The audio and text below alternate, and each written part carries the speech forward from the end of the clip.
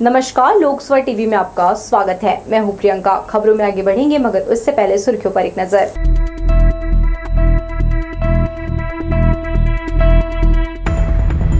विश्व योग दिवस पर बहतराई स्टेडियम में 1000 से ज्यादा लोगों ने किया योग। केंद्रीय मंत्री तोखन साहू हुए शामिल। रेलवे जोन की महाप्रबंधक ने प्रेस वार्ता में कहा, माल लदान में दूसरा स्थान, यात्री सुविधाओं पर दिया कार्यों का हवाला। लालटेन लेकर कांग्रेस ने किया विरोध प्रदर्शन। पचरी घाट का सौंदर्य लौटाने धरने में एकजुट हुए नागरिक। और मेलापारा में फिर पहुंचा अतिक्रमण दल, 40 मकान तोड़े, सामने नहीं आए विरोधी। तो ये थी सुर्खियां और अब खबरें विस्तार से। केंद्रीय राज्य मंत्री तोखन साहू ने विभिन्न मुद्राओं में योगासन कर उपस्थित जन समुदाय को अपनी प्राचीन संस्कृति से जोड़ने का आह्वान किया। 10वें अंतर्राष्ट्रीय योग दिवस पर बहतराई स्टेडियम में हुए आयोजन में 1000 से अधिक लोगों ने सामूहिक योगाभ्यास किया। स्वयं और समाज के लिए योग थीम पर 10वें अंतर्राष्ट्रीय योग दिवस का आयोजन बहतराई के इंडोर स्टेडियम में पूरे उत्साह के साथ किया गया।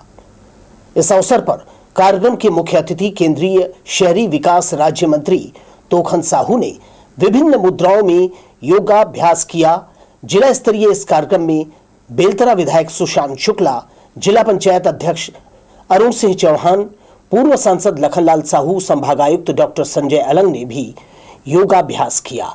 हजारों की संख्या में बच्चों, नागरिकों ने शामिल होकर प्राणायाम किया।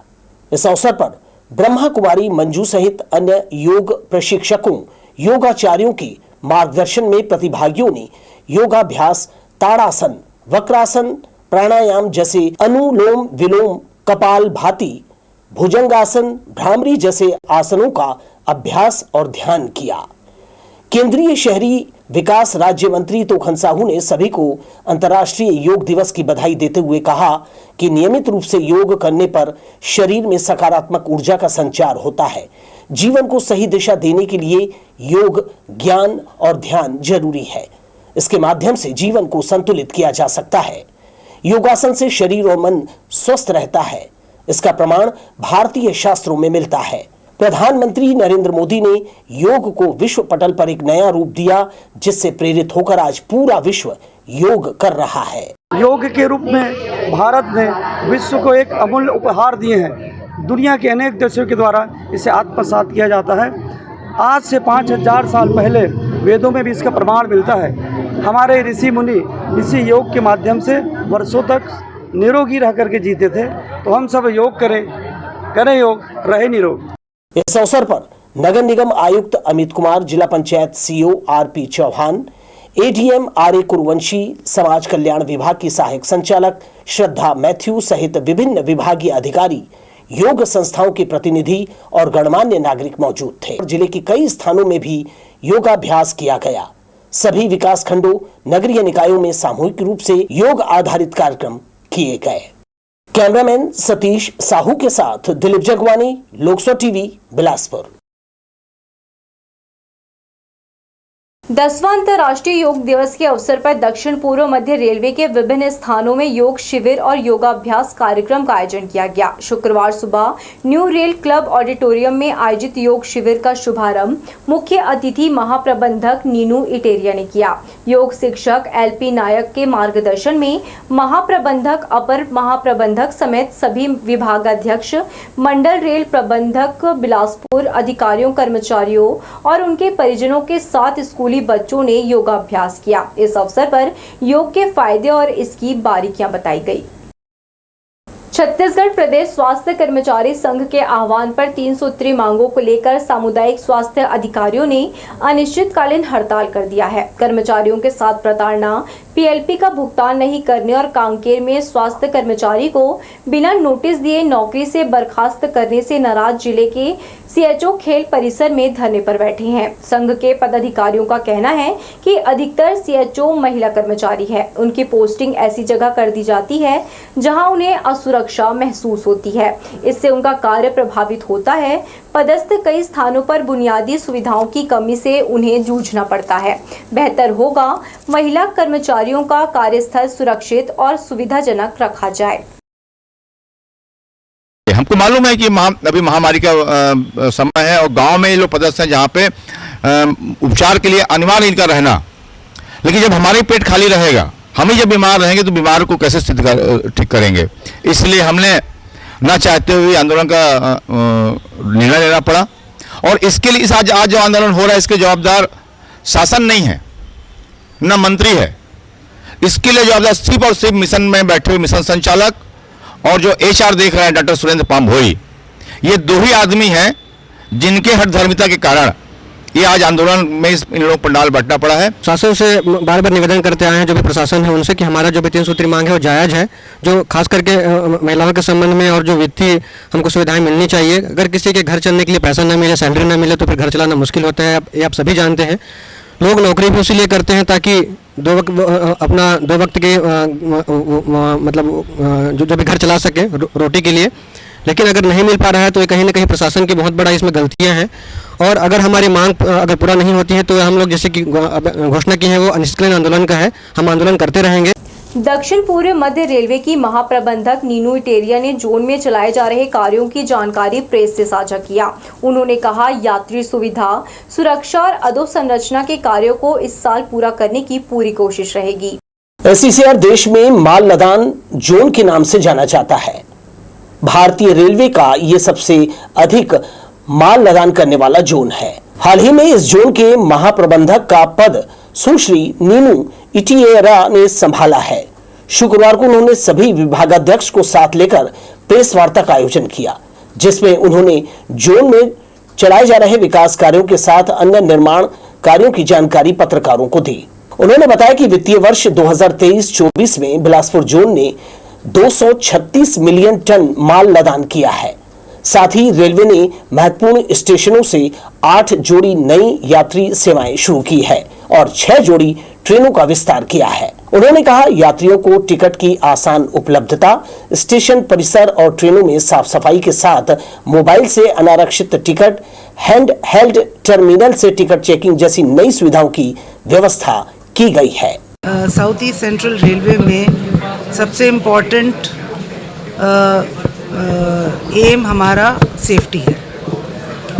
सेफ्टी के बिना हम लोग कोई काम नहीं कर सकते हैं, नहीं करेंगे। और ये हमारा नंबर 1 प्रायोरिटी है कि हम लोग सेफ ट्रेन ऑपरेशंस हमारी रहे। The second aim for us is passenger experience, कि पैसेंजर एक्सपीरियंस हमारी अच्छी रहे। उसमें जो हमारी फैसिलिटीज़ हैं स्टेशंस में, ऑन बोर्ड ट्रेन्स में, और जो हम लोग फ्यूचर में काम कर रहे हैं उसके बारे में मैंने आप लोगों को कुछ बताया है। जो स्पेसिफिक इंफॉर्मेशन एडिशनली हम दे सकते हैं वो भी हम देंगे आपको। प्रेस वार्ता के दौरान उन्होंने जानकारी देते हुए बताया कि अगले 9 महीनों में मल्टी ट्रैकिंग का काम जोन के अलग अलग रेल खंडों में किया जाएगा। इन कार्यों के पूरा होने से ट्रेनों की गतिशीलता में काफी सुधार होगा। ट्रेनों के लेट लतीफी और रद्द करने के सवाल पर उन्होंने अधोसंरचना के कार्यों का हवाला देते हुए कहा, ट्रेनों की समयबद्धता में जल्दी सुधार कर लिया जाएगा। जो एग्जिस्टिंग ट्रेन हैं और जो अभी फिलहाल रिसेंटली कैंसिल हुई हैं, वो सब इंफ्रास्ट्रक्चर की वजह से कैंसिल, इंफ्रास्ट्रक्चर वर्क्स की वजह से कैंसिल हम लोगों को करना पड़ा है। तो अब आपको मालूम है कि ऑलरेडी हम लोगों की पंक्चुअलिटी बढ़ी है। अभी recently in the last few days our punctuality has improved, but infrastructure works will happen. उसमें हम लोग जितना बैलेंस कर पाएंगे उतना हम लोग बैलेंस करके ट्रेन चलाएंगे। जोन में अमृत भारत स्टेशन योजना के अंतर्गत तीनों स्टेशनों बिलासपुर, रायपुर और दुर्ग के पुनर्विकास, महिला यात्रियों की सुरक्षा सुनिश्चित करने के लिए मेरी सहेली अभियान, ऑपरेशन नारकोस समेत रेल मदद ऐप और हेल्पलाइन नंबर 139 के साथ ही सोशल मीडिया के माध्यम से यात्रियों की शिकायतों का त्वरित समाधान करने की बात भी कही है। लोकसभा टीवी के लिए कैमरामैन जय साहू के साथ भूपेंद्र राठौर की रिपोर्ट। Chhattisgarh sales promotion employees union Bilaspur इकाई के तत्वाधान में सीएमडी चौक के पास आईएमए हॉल में मेडिसिन एंड हेल्थ विषय पर सेमिनार का आयोजन किया गया। यहां प्रमुख वक्ता कामरेड ज्ञान शंकर मजुमदार ने बताया, हेल्थ के क्षेत्र में हमारा देश बहुत पिछड़ रहा है। आयुष्मान भारत योजना में केंद्र सरकार 70% और राज्य सरकार 30% राशि किश्त के तौर पर बीमा कंपनियों को देती है और उस पर मरीजों का इलाज होता है। यह बीमा कंपनियां प्राइवेट है, जबकि सरकारी बीमा कंपनियों से इस योजना का क्रियान्वयन होना चाहिए। दवाओं के दाम में कमी होनी चाहिए। जीवन रक्षक और आवश्यक दवाओं पर जीएसटी नहीं लगना चाहिए। दवाओं के उत्पादन मूल्य पर टैक्स लगाना चाहिए, न कि विक्रय मूल्य पर। इन सभी प्रयोगों से दवाओं के दामों में भारी कमी आएगी और मरीजों को उचित मूल्य पर अच्छी दवाएं उपलब्ध हो सकेगी। होमगार्ड में बल की कमी है। मांग के अनुरूप कार्यालय विभिन्न विभागों में बल उपलब्ध नहीं करा पा रहा है। वर्तमान में जिले में 618 पद नगर सेना के स्वीकृत हैं, जिसमें 383 का बल मौजूद है। पिछले 2 महीने में 6 जवान रिटायर हो गए हैं। पुलिस और अन्य विभागों में सहायक के रूप में काम करने वाले नगर सेना में बल की भारी कमी है। जिले में होमगार्ड के 618 पद स्वीकृत हैं, लेकिन मौजूदा हालात में 383 जवान अपनी सेवा दे रहे हैं, यानी 235 पद अभी भी खाली हैं। वहीं नगर सेना की कमान संभाल रहे जिला सेनानी दीपांकुर नाथ भी बिलासपुर के साथ ही मुंगेली और गौरेला पेंड्रा मरवाही का प्रभार देख रहे हैं। ऐसे में अन्य विभागों में सहायक के रूप में काम करने वाले जवानों की कमी बनी हुई है। जिला प्रशासन सहित पुलिस जब भी पुलिस बल की मांग करता है तो नगर सेना अपने हाथ खड़े कर देता है। बल की कमी तो थोड़ा है, लेकिन अब कर रहे हैं। देखिए, शासन को जानकारी जाती रहती है, हमारे मतलब मुख्यालय लेवल पे वो जानकारी जाती रहती है और वहाँ से जैसे भी स्वीकृति मिलती है उस हिसाब से नियुक्ति प्रक्रिया आगे की जाएगी। वर्तमान में हमारे पास 618 का पद है और जिसमें 343 वर्तमान में पद भरे हुए हैं। 618 की स्वीकृति है। पुलिस और अन्य विभागों के साथ कंधे से कंधा मिलाकर काम करने वाले होमगार्ड जवान के जिले में 200 से ज्यादा पद खाली हैं। अधिकारियों का कहना है कि रिक्त पदों को भरने विभाग से पत्राचार किया गया है। कैमरा पर्सन सतीश साहू के साथ आशीष मौर्य, लोकसभा टीवी, बिलासपुर। नाबालिग को शादी का झांसा देकर उसका शारीरिक शोषण करने वाले आरोपी और उसके सहयोगी के खिलाफ पुलिस ने अपहरण और पास्को एक्ट का मामला दर्ज किया है। आरोपी शैलेश टंडन नाबालिग को हैदराबाद ले गया था, जहां उसके साथ अनैतिक काम किया। पीड़िता की मां की रिपोर्ट पर सिविल लाइन पुलिस ने आरोपियों के खिलाफ अपहरण, बलात्कार और पास्को एक्ट का मामला दर्ज किया है। सिविल लाइन पुलिस ने मोबाइल लोकेशन के आधार पर दोनों आरोपियों को गिरफ्तार किया। अघोषित बिजली कटौती और दरों में बढ़ोतरी के खिलाफ कांग्रेस ने शुक्रवार को प्रदर्शन किया। तिफरा स्थित संभागीय कार्यालय के सामने कांग्रेस कार्यकर्ताओं ने बिजली अधिकारियों को लालटेन दिखाया और राज्य सरकार के खिलाफ जमकर नारेबाजी की। पिछले कुछ महीनों से शहर सहित ग्रामीण क्षेत्रों में बिजली कटौती को लेकर आम जनता हलाकान है। ऊपर से बिजली दरों में बढ़ोतरी को लेकर जनता में भारी आक्रोश है। यही वजह है कि अब जनता के साथ राजनीतिक पार्टियां भी इसके विरोध में उतर आई है। इसी कड़ी में शुक्रवार को कांग्रेस पार्टी ने बिलासपुर जिले के ब्लॉक मुख्यालयों में धरना प्रदर्शन किया। कांग्रेस नेताओं का आरोप है कि छत्तीसगढ़, जो कि एक सरप्लस बिजली उत्पादन करने वाला राज्य है, वहां की जनता को कटौती की समस्या से जूझना पड़ रहा है। उन्होंने कहा कि सरकार की नीतियों के कारण किसानों और गरीबों पर बिजली दर में बढ़ोतरी का बोझ डाला जा रहा है। जिस प्रकार से भाजपा की सरकार को 6 महीने हुए हैं और 6 महीने के अंदर हम लोगों को देखने को ये मिला है कि लगातार कहीं पर बिजली का तार कट रहा है, तो कभी खंभे गिर रहे हैं, कभी ट्रांसफार्मर जल जा रहा है और उसको मेंटेनेंस करने के लिए इनके पास पैसे नहीं है। अधिकारी कर्मचारियों से बात किया जाए तो उनको अपने आप को लाचार महसूस करते हुए कहते हैं कि मेंटेनेंस के लिए फंड नहीं है और कर्मचारियों की कमी बताई जाती है, गाड़ी वाहन जो होते हैं उसकी कमी, सीढ़ी की कमी। इस कारण से लगातार आए दिन कहीं न कहीं बिजली कटौती हो रही है, कहीं पर बिजली का तार टूट रहा है, बिजली अवरुद्ध हो रहा है और इसके बावजूद राज्य सरकार ने बिजली के दरों में वृद्धि की है। प्रदर्शन के दौरान कांग्रेस ने कहा कि बिजली दरों में बढ़ोतरी से आम जनता, विशेषकर किसानों और गरीबों पर अतिरिक्त आर्थिक बोझ बढ़ जाएगा। कांग्रेस ने चेताया है कि अगर उनकी मांगे नहीं मानी गई तो वे अपना आंदोलन और तेज करेंगे। कहा है जनता के समर्थन से सरकार पर दबाव बनाएंगे। दरों में बढ़ोतरी को वापस लेने की मांग भी की है। आज हम जीएम ऑफिस का घेराव करेंगे और उनको लालटेन जो हमारे गांव में जैसा पहले ज़माने में लालटेन से ही स्थिति बिजली जो है गांव का गुजारा होता था, उनको भेंट करेंगे और ये बताएंगे कि पुराने समय में जो स्थिति गांव और इस शहरों की होती थी, आपकी सरकार बनने के बाद वो दुर्दशा हो गई है। आज किसान परेशान, महत्वपूर्ण यह है कि बुआई का समय है, किसान परेशान है, आमजन परेशान है, मध्यम वर्गीय परेशान है, इसलिए आज हम उनका घेराव करने जा रहे हैं। कांग्रेस की सरकार थी तो बिजली सबको कैसे मिलती थी, आज क्यों नहीं मिल रही है? बिजली बिल हाफ का फायदा सबको मिलना चाहिए। इन सब बातों को लेकर हम लोग आंदोलन कर रहे हैं और निश्चित रूप से भारतीय जनता पार्टी की सरकार की नाकामियों को लगातार उजागर करेंगे। आंदोलन कर रहे कांग्रेसियों ने कहा कि जब से भाजपा की सरकार आई है तब से सरप्लस राज्य में कीमतों में बढ़ोतरी और आपूर्ति में कटौती शुरू कर दी गई है। बुआई के सीजन में बिजली कटौती से किसान परेशान है, वहीं इसके खिलाफ उग्र आंदोलन करने की उन्होंने चेतावनी भी दी है। लोकसभा टीवी के लिए कैमरामैन जय साहू के साथ भूपेंद्र राठौर की रिपोर्ट। पचरी घाट विगत 100 वर्षों से विसर्जन स्थल रहा है। बैराज निर्माण करने इस स्थान को तोड़ दिया है। पहले कहा गया था कि धार्मिक स्थल में पचरी बनाकर देंगे, लेकिन अब तक इसके लिए कोई पहल नहीं होने से श्रद्धालुओं में आक्रोश पनपने लगा है। जन भावनाओं का ख्याल कर अरपा मैया भक्तजन समिति ने नगर निगम और बैराज निर्माण एजेंसी जल संसाधन विभाग से विसर्जन स्थल का निर्माण करने ज्ञापन दिया था, लेकिन ध्यान नहीं देने से आंदोलन की स्थिति निर्मित हुई। पचरी घाट में धरने पर बैठे समिति के सदस्यों का कहना है कि डैम का कार्य पूरा हो जाने के बाद विसर्जन पुनः निर्माण कराने का आश्वासन शासन प्रशासन के द्वारा दिया गया था, लेकिन इसके बावजूद भी लोगों की धार्मिक भावनाओं के अनुरूप कार्य नहीं करने से उन्हें धरना प्रदर्शन देने बाध्य होना पड़ा।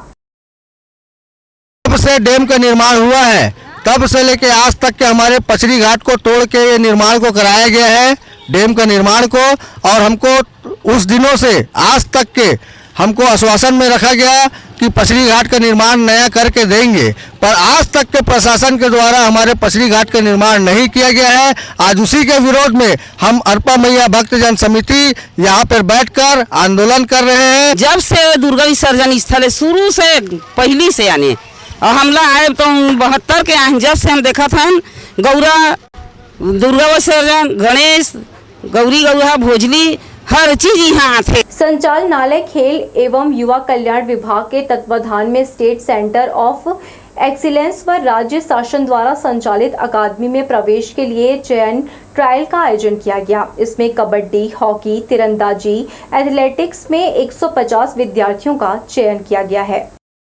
स्वर्गीय BR यादव राज्य खेल प्रशिक्षण केंद्र बहतराई में खेलो इंडिया राज्य उत्कृष्टता के तहत अकादमी में प्रवेश के लिए खिलाड़ियों का चयन किया जा रहा है।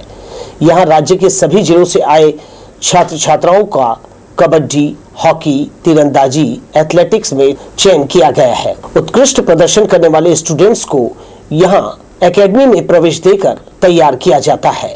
केंद्र सरकार की इस खेलो इंडिया योजना के तहत 17 वर्ष के खिलाड़ियों का चयन किया जाता है, जिन्हें राष्ट्रीय और अंतर्राष्ट्रीय प्रतियोगिता के लिए तैयार किया जाता है। बिलासपुर बहतराई स्टेडियम में यहाँ संचालित है, जिसमें एथलेटिक्स बालक बालिका, आर्चरी बालक बालिका एवं हॉकी बालक बालिका, ये खेलो इंडिया के अंतर्गत संचालित है, जो भारत सरकार के सहयोग से यहाँ ये 3 खेलों का अपना अकादमी संचालित है। इसी तरह बालिका वर्ग के लिए कबड्डी खेल का यहाँ आवासीय अकादमी संचालित है, जो कि अपना खेल विभाग अपना स्टेट गवर्नमेंट की सहयोग से ये आयोजन यहाँ ये जो कोचिंग सेंटर संचालित है। एकेडमी में खेल के अलावा शिक्षा पर भी ध्यान दिया जाता है। यहाँ रहकर खिलाड़ी नियमित रूप से स्कूली शिक्षा भी ले रहे हैं। करीब 3 करोड़ की राशि इन खिलाड़ियों के प्रशिक्षण पर खर्च की जाती है।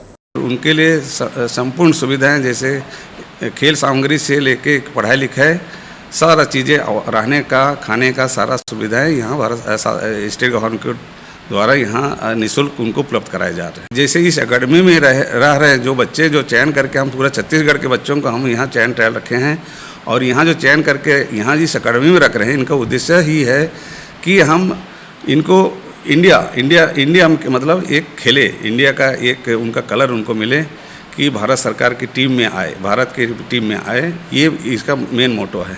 राज्य प्रशिक्षण केंद्र बहतराई में रहकर युवा खिलाड़ी अपने आप को मजबूत करेंगे। योग्य ट्रेनर और कोच के माध्यम से उन्हें प्रशिक्षित किया जाता है। वहीं स्कूल के समय खिलाड़ी पढ़ाई करते हैं। 4 साल की कड़ी मेहनत के बाद जब खिलाड़ी पूर्ण रूप से प्रशिक्षित हो जाएंगे तो देश और अपने प्रदेश का नाम रोशन करेंगे। लोकसभा टीवी के लिए आशीष मौर्य की रिपोर्ट। कई साल हुए मंगला में बड़े पैमाने पर कचरा डंप किया जा रहा है। यहां से उठने वाली दुर्गंध से परेशान स्थानीय लोगों ने निगम अधिकारियों से कई बार शिकायत की, लेकिन कचरे का फैलाव बढ़ता जा रहा है। मंगला धूरीपारा मोड़ के पास सड़क के दोनों तरफ बड़े इलाके में संक्रमित कचरा डंप है। बारिश के मौसम में पानी के संपर्क में आकर यह सड़ने लगता है, जिससे उठने वाली दुर्गंध पूरे इलाके में फैल जाती है। बरसात के दिनों में लोगों का यहां से गुजरना मुश्किल हो जाएगा। संक्रमण फैलने का खतरा बढ़ जाएगा। इससे आशंकित नागरिकों ने गंदगी और कचरा साफ करने निगम आयुक्त से मांग की है। बढ़ेंगे अहम खबरों की ओर, मगर इससे पहले सुर्खियों पर एक नजर।